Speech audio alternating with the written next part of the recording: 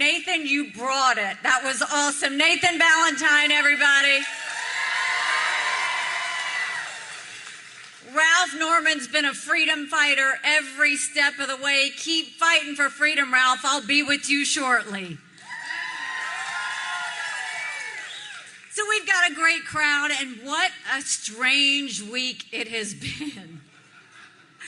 You know, we started this. There were 14 people in the race. And one by one, we dismissed the fellas, right? One by one. And what we saw in Iowa was we started at 2%, and we finished Iowa with 20%. And I said, I want to be stronger in New Hampshire. Well, it became a 2-person race in New Hampshire.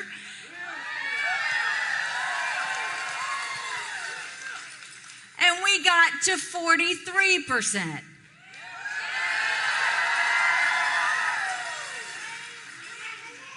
And what happened after that was a sight to see. Because on election night, we were super excited. We had moved 25 points in the 3 weeks leading up to the election. And Donald Trump was totally unhinged. Unhinged.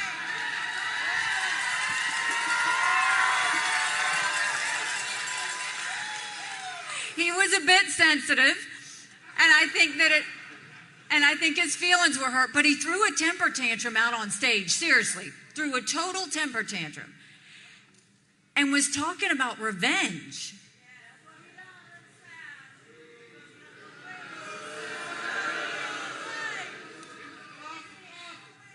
So after he talked about revenge and had a little something to say about me, that's fine. We raised $1 million online right after he did that.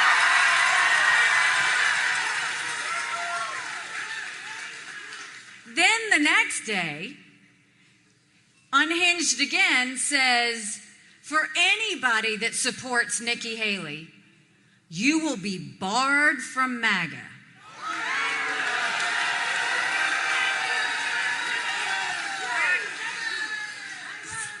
So we had a little fun with that. We started selling t-shirts that said barred permanently. We sold 10,000 t-shirts. We raised another $1.6 million. And then he did it again. Then he came out and he pushed the RNC and his people at the RNC to say that he should be the nominee and that they should push me out. And we said only 2 states have voted. There are 48 more that have to vote.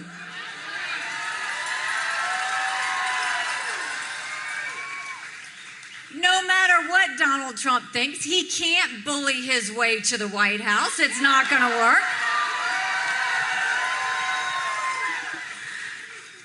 And after he did that, we raised another $1.4 million.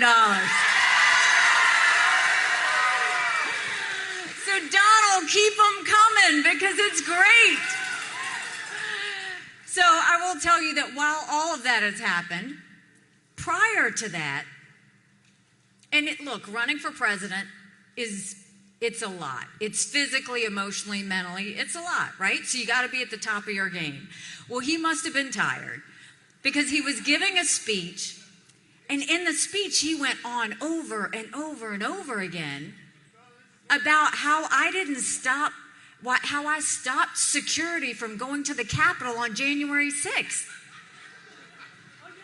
And he kept repeating it. Now, I wasn't in D.C. on January 6th. I've never had a job in D.C., so I think he got confused.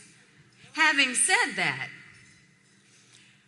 he has said, look, I will take a mental competency test against her because, you know, I'm a big fan of mental competency tests for anyone serving in D.C. He said he would take one, and he said that he would beat me. And I don't know, maybe he will, maybe he won't. But if he's gonna do that, then he should have no problem getting on a debate stage with me.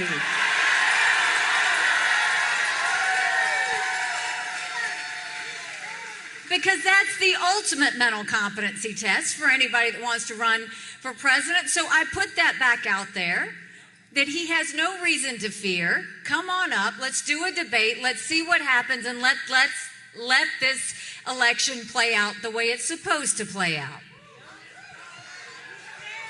And then it went further.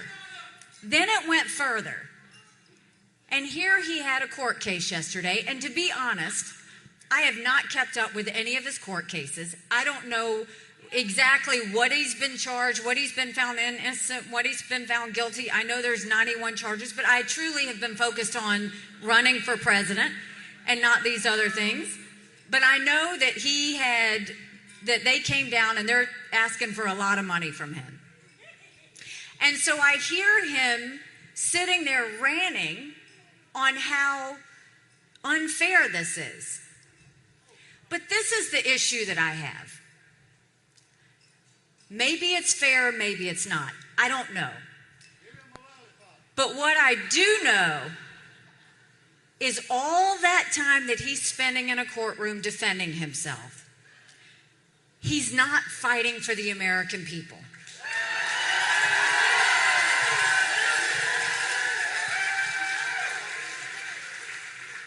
Like he did on election night in New Hampshire. Like he's done on his Twitter feed since he got the verdict. He has not once talked about the fact that he put us $8 trillion in debt in 4 years that our kids are never going to forgive him for. He's not talked about what he's going to do to stop the flow of fentanyl and secure our border once and for all, because we've got to get that done. He hasn't talked about how we're going to get our kids reading again. He hasn't talked about how he's going to bring law and order back to this country. He hasn't talked about how he's going to deal with any of the wars that are happening. And what I worry about for all of us is these court cases are going to go on for another year. And you know who sees that? Russia, China, Iran. That's who sees that. That's why I'm worried. That's the problem I have.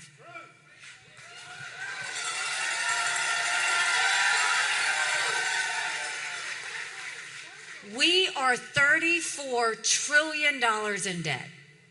We're having to borrow money just to make our interest payments. China owns some of that debt. Now, I would love to tell you that Biden did that to us. But I've always spoken in hard truths to you, and I'm going to do that with you today. Our Republicans did that to us too.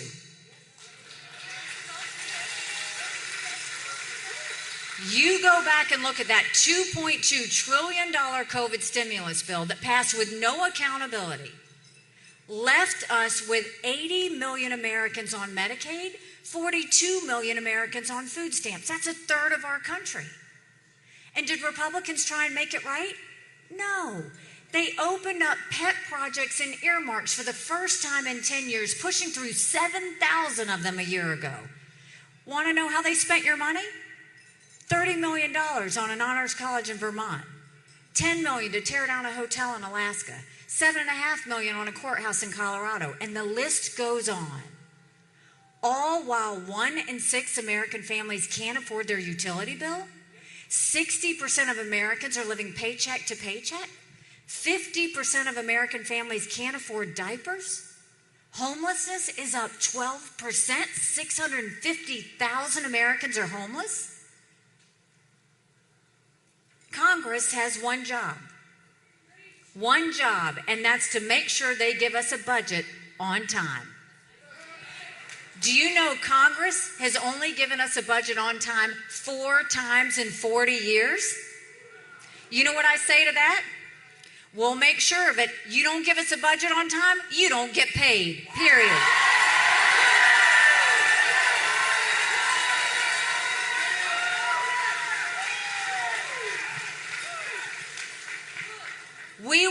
sure we start with our economy by making sure we claw back the over $100 billion of unspent COVID dollars that are still out there. Instead of 87,000 IRS agents going after middle America, let's go after the hundreds of billions of dollars of COVID fraud. 1 out of every $7 was spent fraudulently. Donald Trump recently said the reason we went into so much debt was because of COVID. How could he let it get spent like that, where all of it was so fraudulently done? We count on our leaders to make sure they get it right. If 8% of our budget is interest, quit borrowing. Cut up the credit cards. You have to balance a budget every day. I had to balance a budget as governor. Why is Congress the only group that refuses to balance a budget? We'll stop the spending, we'll stop the borrowing, I'll eliminate the pet projects and earmarks, and we'll veto any spending bill that doesn't take us back to pre-COVID levels. That will save us trillions. Then we're going to reduce the size of the federal government. We're going to take as many federal programs as we can and send them down to the states. Think education, think healthcare, think welfare, think mental health. If we go and take the strings off and send those down to the states, it empowers you here on the ground to have more access to those resources. So we've got what we need to do to get that back on track. We know how we need to get our economy back on track. But now let's talk a little bit about education. Do you know right now in America, only 31% of 8th graders are proficient in reading? Only 27% of our 8th graders are proficient in math. If we don't do something and do something quick, we're going to be in a world of hurt 10 years from now.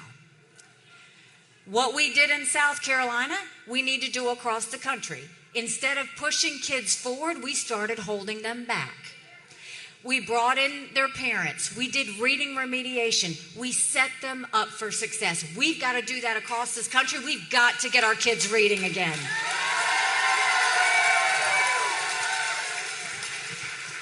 And no parent should ever wonder what's being said or taught to their child in the classroom. We need complete transparency in the classroom. Every parent has one job, and that's to make sure we do right by our kids. That's why every parent should be able to decide which school their child goes to or what mode of education they have. Education, when it comes to this, the kids and the parents decide that, not based on a zip code. So we need to have school choice across this country. And then let's start building things in America again. Let's put vocational classes back in our high schools. We have apprenticeships all over South Carolina. We've taught our kids how to build things. Just imagine if we got them ready before they even finished school and got them invested in our economy. That's what we need to be doing.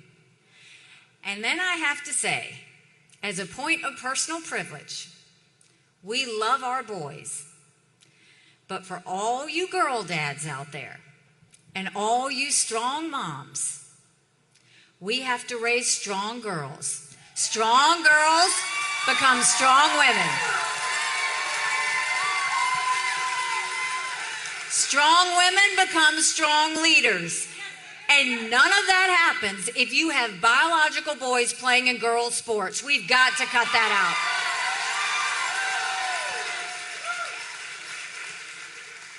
And then when it comes to the border, this doesn't even look like the United States of America, what's happening. I'll take you back to when I was governor. We passed the toughest illegal immigration law in the country. President Obama sued me over it, and we won.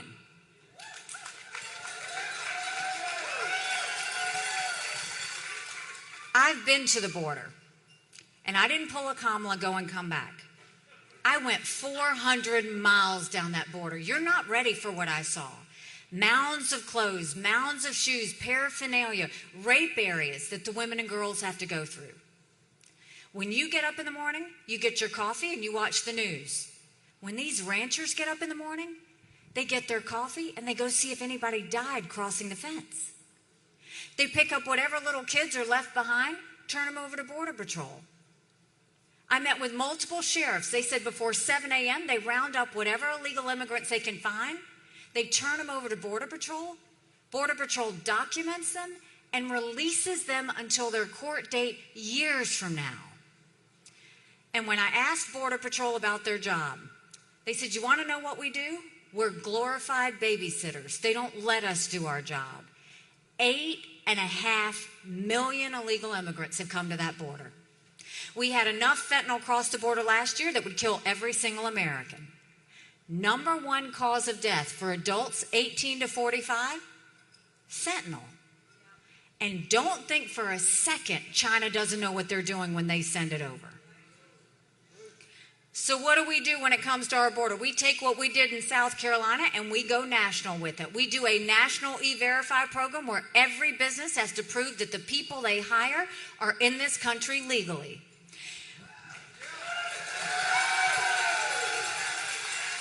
We defund sanctuary cities once and for all. No more safe havens in America. We put 25,000 Border Patrol and ICE agents on the ground and let them do their job. We go back to the Remain in Mexico policy so that no one even steps foot on U.S. soil. And instead of catch and release, we go to catch and deport. That is how we will stop what's happening on the border.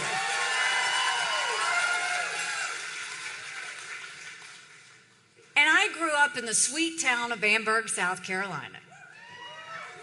And my parents always taught me, you take care of those who take care of you. But I'm going to ask you if we're taking care of those who take care of us.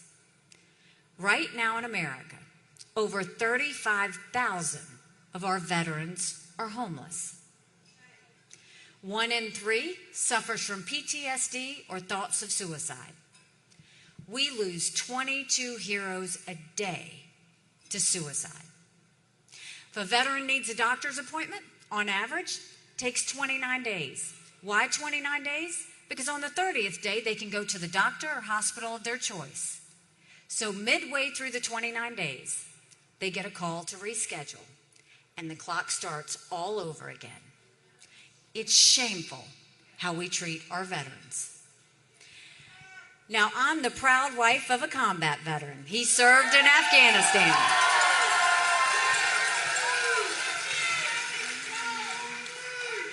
When Michael deployed, he left me as a single mom governor, and yes, we are still married.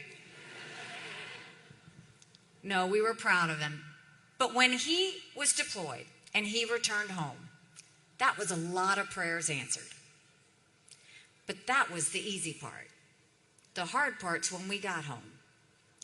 When Michael got home, he couldn't hear loud noises. He couldn't be in crowds. Life had passed him by for the year that he was gone, and the transition was tough. We can't just love our men and women when they're gone. We got to love them when they come back home, too.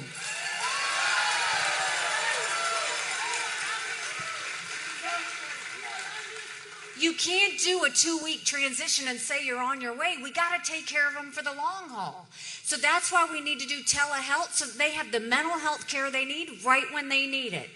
They should be able to go to the doctor or hospital of their choice. They've earned that right.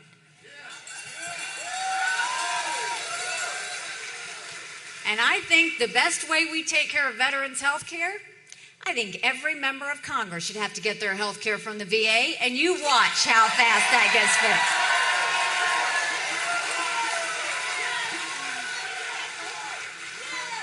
fixed. It'll be the best health care you've ever seen, guaranteed.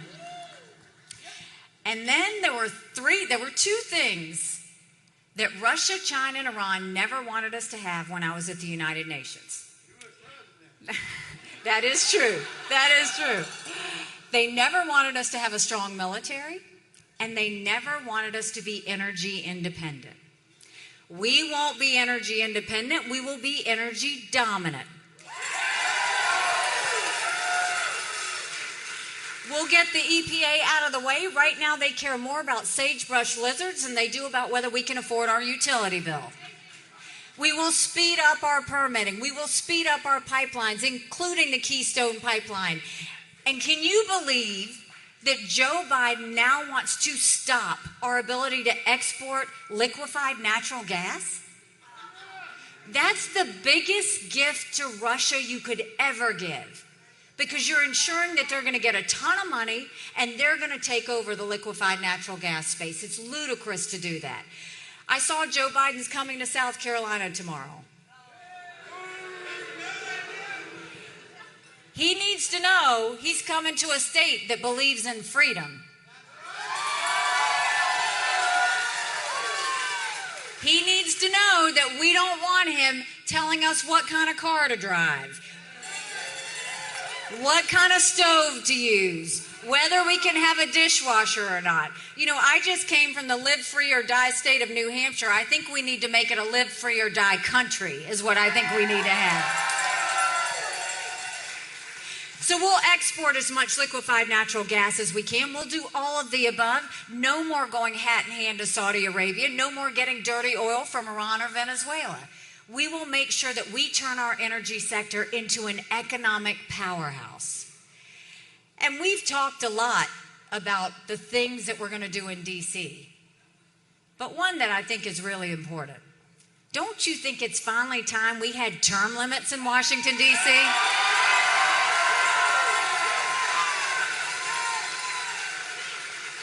Don't you think we need to have mental competency tests for anyone over the age of 75? Now listen, I'm not being disrespectful when I say that. I don't care if they do them for 50 and up. We all know people who are over 75 that can run circles around us. That's not the issue. And then we know Joe Biden. These are people making decisions on our national security. These are people making decisions on the future of our economy. We need to know they're at the top of their game. Right now, Congress has become the most privileged nursing home in the country.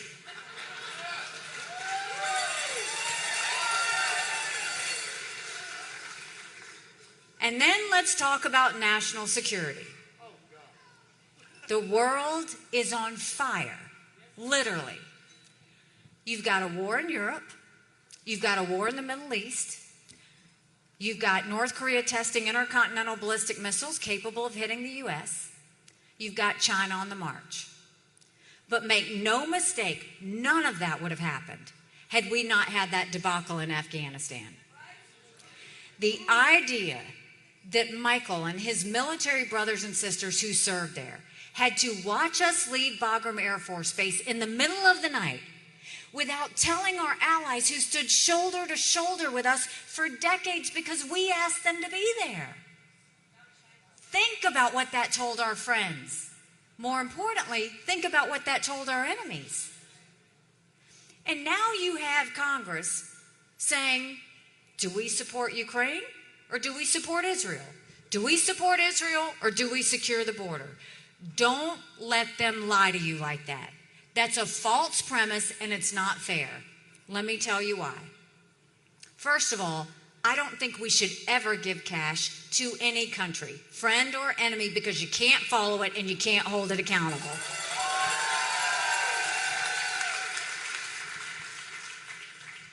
But we need to identify who our friends are and what we want to do to help. Ukraine was one of our best friends when I was at the United Nations. They voted with us on everything. They supported almost every initiative we have. Here you have this thug who invaded this pro-American, freedom-loving country. 500,000 people have died because of Putin. Now, when you look at that situation and you see what they have to do, what does that mean for us? Pro-American, freedom-loving countries, if we don't stick together, we will go to the wayside. Now, the reason, if you are one of those people saying, why should I care about Ukraine? You have a perfect, legitimate reason to ask that. What makes me mad is no one is answering you. No one is telling you why you should care. I'm going to tell you why you should care. I saw at the United Nations every day Terrorists, thugs, and dictators always tell us what they're going to do. They're amazingly transparent. Hamas said they were going to go into Israel. They did. China said they were going to take Hong Kong. We watched it during COVID. Russia said they were going to take Ukraine. It happened. China says Taiwan is next. We better believe them. Russia said once they take Ukraine, Poland and the Baltics are next. Those are NATO countries. That puts America at war. We are trying to prevent war. This has always been about preventing war.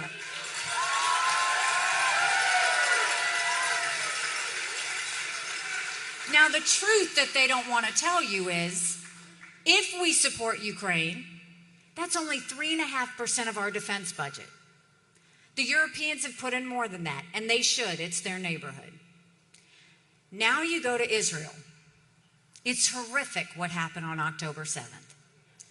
For anyone that says, why should we care about Israel?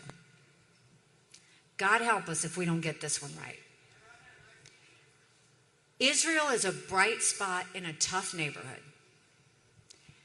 They are the tip of the spear when it comes to defeating terrorism. It has never been that Israel needs America. It has always been that America needs Israel. And on that day of October 7th, when Hamas came in and they beheaded those people and burned those babies alive and took those girls from the concert and raped them and dragged their naked bodies through the streets of Gaza, what did they say? Death to Israel, death to America. That's why we have to care.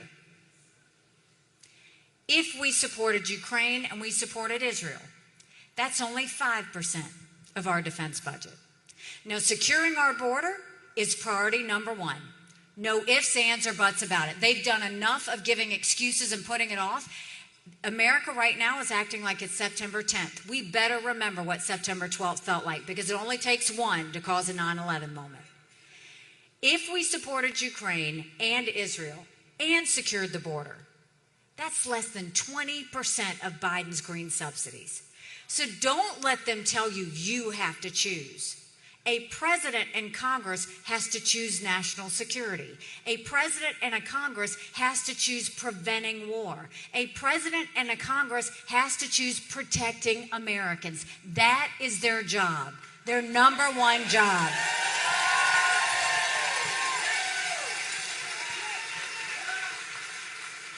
There is a reason the Taiwanese want the U.S. and the West to support Ukraine, because they know if Ukraine wins, China won't invade Taiwan.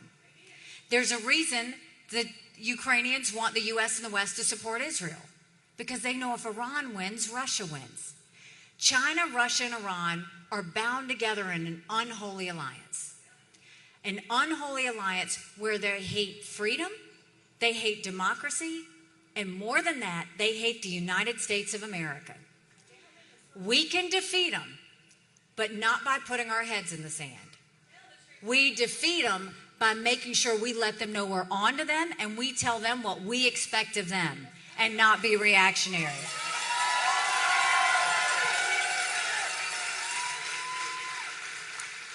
Now, I'll give you a story. When we moved the embassy from Tel Aviv to Jerusalem at the UN, I was happy. The entire world condemned us, and I was happy to take that on and take the heat that they were giving, and I gave it right back to them.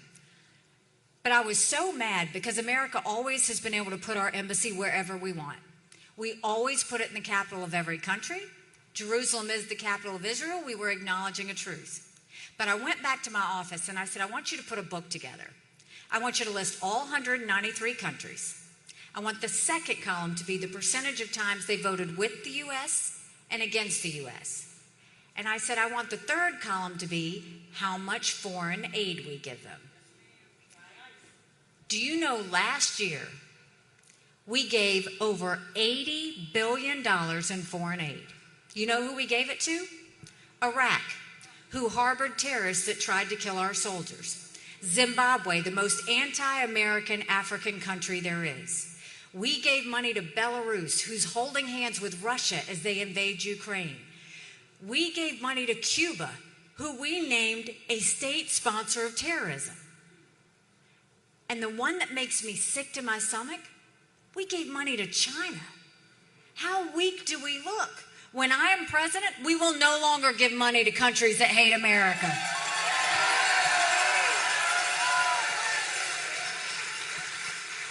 I took that book and I gave it to President Trump and I said, quit trying to buy friends, quit paying off enemies. That's not how we become strong. And we'll take care of it.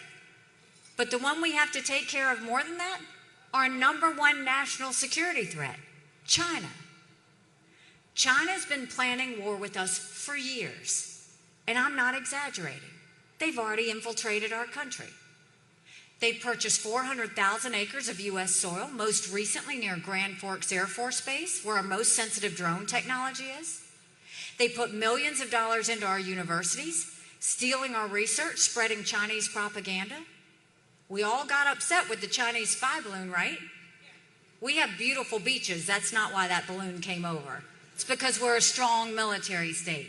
Now we know it connected with a U.S. internet company and sent all that surveillance to China. But what about the fact that 90% of our law enforcement drones are Chinese? Now think about all the mini surveillance that happens.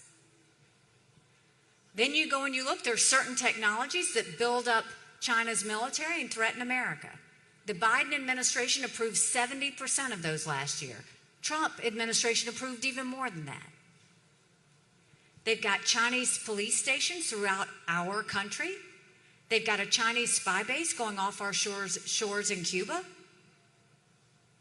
And they're building up their military at a scary pace. China now has 500 nuclear warheads. That's 100 more than they had last year.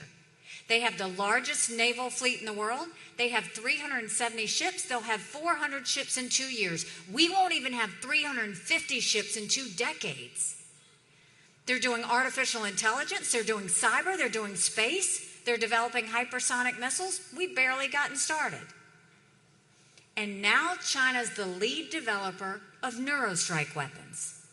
Weapons engineered to change the brain activity of military commanders and segments of the population. That's who we're talking about. And Biden wants to tell you that China is a competitor. I dealt with China every single day. China never saw us as a competitor. They always saw us as an enemy. We've got to start looking at them the way they look at us. And the way we do that, no more sale of land to China, and let's take back the land they already purchased.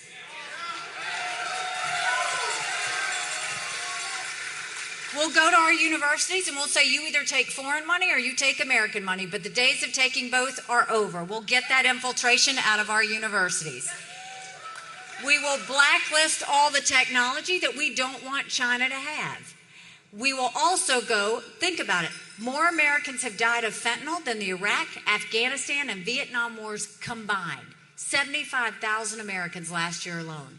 We'll go to China and say, we're going to end all normal trade relations with you until you stop murdering Americans. You watch how fast they move because they need our economy.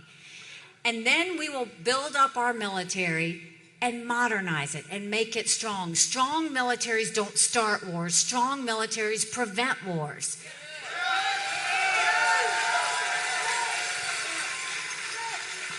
We have too many generals looking at wars of the past, land, air, and sea.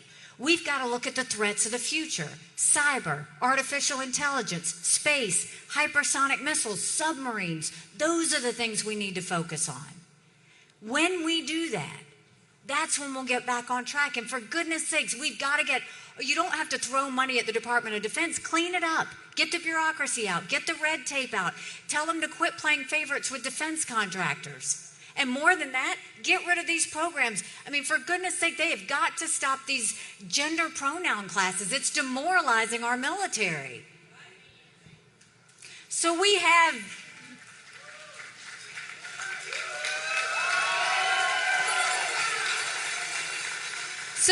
the answers on domestic solutions, and we have the answers on national security.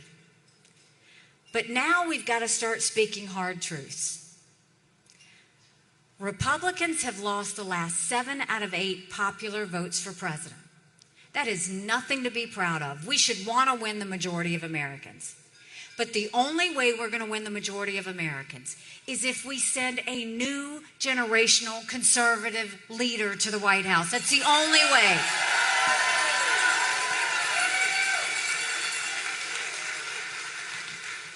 We have to leave the negativity and the baggage behind and focus on the solutions of the future. Another hard truth. I voted for Donald Trump twice. I was proud to serve America in his administration. But rightly or wrongly, chaos follows him. You know I'm right. Chaos follows him. And we can't be a country in disarray and a world on fire and go through 4 more years of chaos. We won't survive it.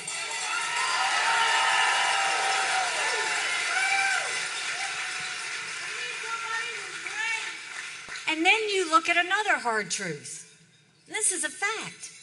Look at every one of the general election polls. Now keep in mind, a vote for Joe Biden is a vote for Kamala Harris. We know that. And God help us if we ever get a President Kamala Harris. So you look at any of these general election polls. On a given day, Trump and Biden are even. It'll be a nail-biter of an election. We'll be holding our breath and we'll be waiting. And we don't know if that means a President Kamala Harris. I am in every one of those same general election polls. And I defeat Biden by 17 points.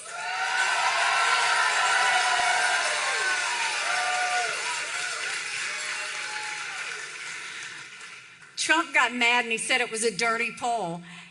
And it's funny, it was Wall Street Journal, but it was his pollster that did the poll.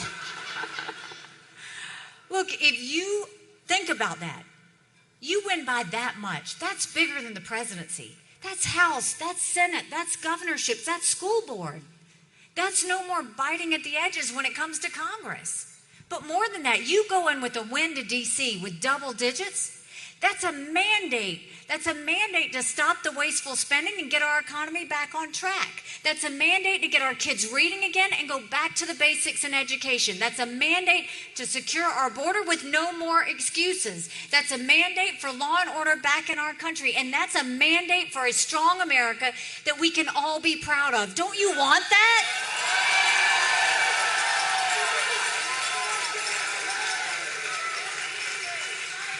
Because we could have that. But in order to have that, it's going to take a lot of courage. Courage from every single person here. Courage for me to run. And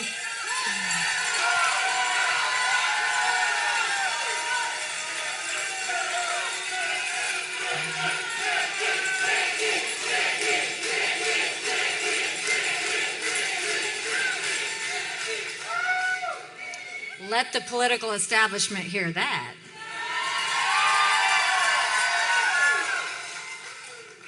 And that means courage for every one of you to know, don't complain about what happens in a general election if you don't vote in this primary. It matters. This is a decision on whether you want to go forward or do more of the same. More of the same is not just Joe Biden. More of the same as Donald Trump. 75% of Americans have said they don't want a Trump-Biden rematch. The majority of Americans disapprove of Trump and disapprove of Biden. Both of those men, aside from what they want to say about the economy, put us trillions of dollars in debt that we're having to pull out of. And do we really want to go forward with two candidates who are in their 80s? We need somebody who can do 8 years solid, no distractions.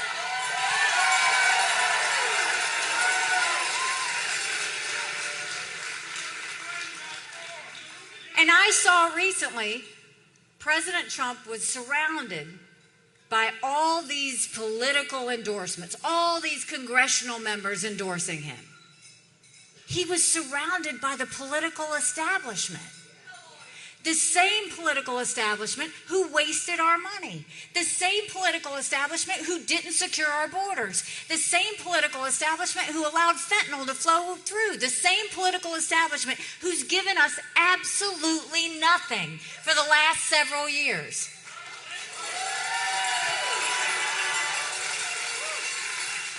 And why does that same political establishment want me to get out of the race? Because I said we needed to have term limits in Washington, D.C. Because I said that if they didn't get us a budget on time, they don't get paid. And then I see the South Carolina establishment.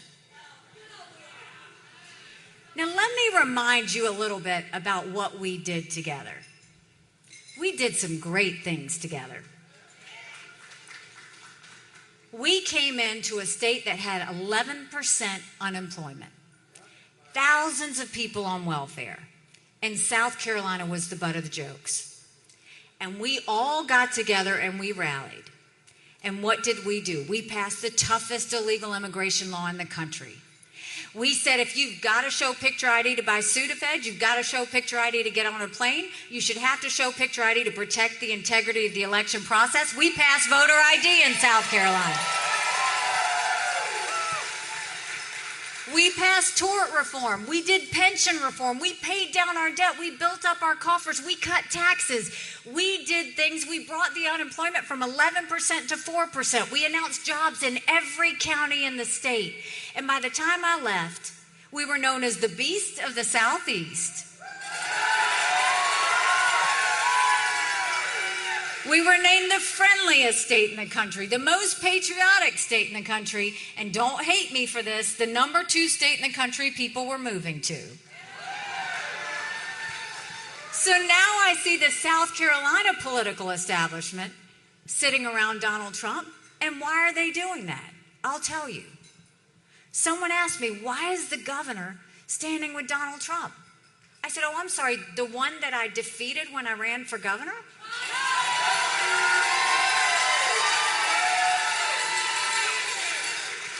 So then they asked, well, why is all the state house legislators? Why? And I'm sorry, I said, the ones that I made show their votes on the record, the ones that I made pass ethics reform where they had to disclose their income to all of you, the ones where I vetoed $500 million worth of pet projects and earmarks, those, you can have them.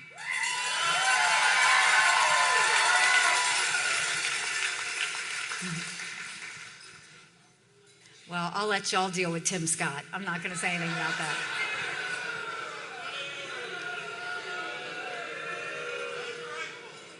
So this is what I'll tell you. We have fought these fights before. And what I know about South Carolina, we're fighters. We're tough. We know the BS from not. We don't want the political establishment. We want people fighting for us. It's always been that way. I fought for you as governor. I will fight for you as president.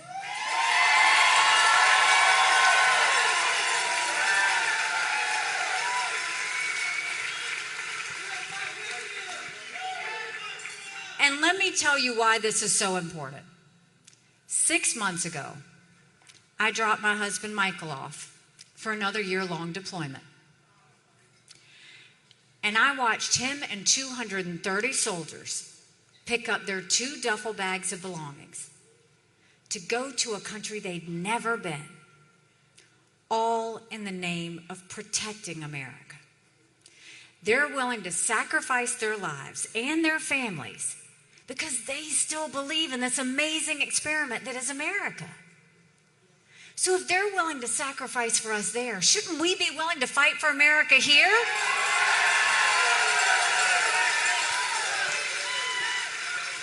Because we have a country to save.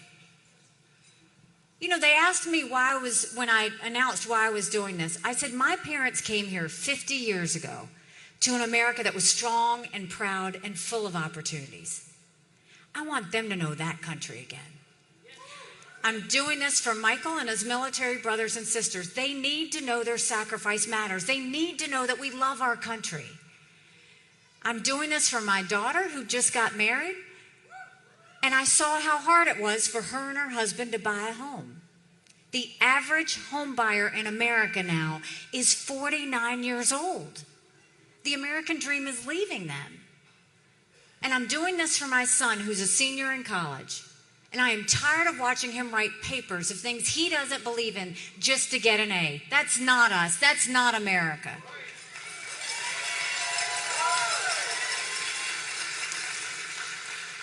And for the first time, 81% of Americans don't think their kids are going to live as good of a life as we did. We can't be okay with that. I'm not okay with that. We do have a country to save. But I'll tell you this. If you will leave here and take a yard sign with you, go to NikkiHaley.com, sign on to volunteer, to help, to get a t-shirt, whatever you want to do, just get involved. Go tell 10 people. Our goal right now, we all know friends who only vote in general elections. We need everybody out to vote on February 24th.